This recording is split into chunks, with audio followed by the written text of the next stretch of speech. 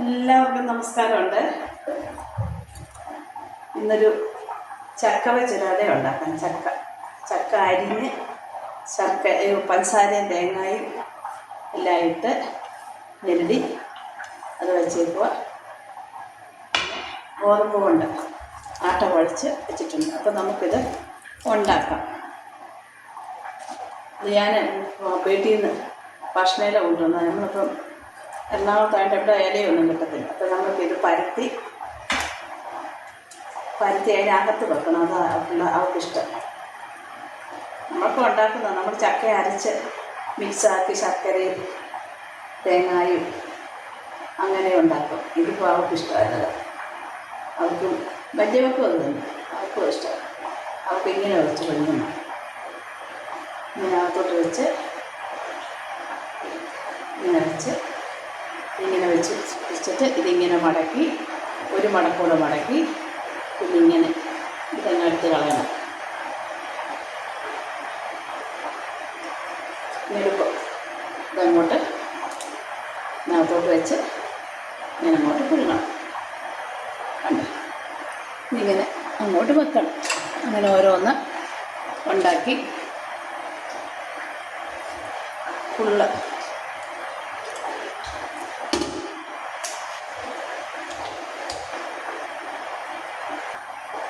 ലാസ്റ്റിൽ ആയി.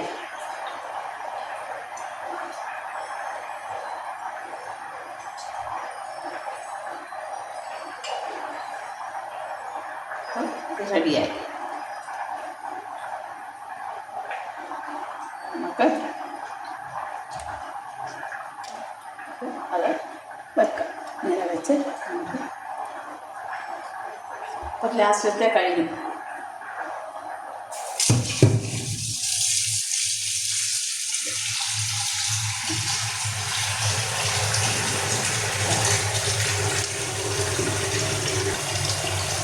അതിരുന്ന് വേവട്ടെ.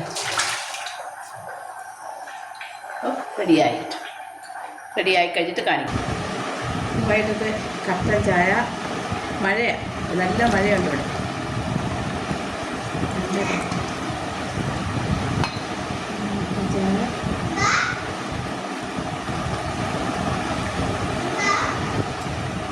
കട്ടൻ ചായ അട ഉണ്ടാക്കിയ നല്ല അട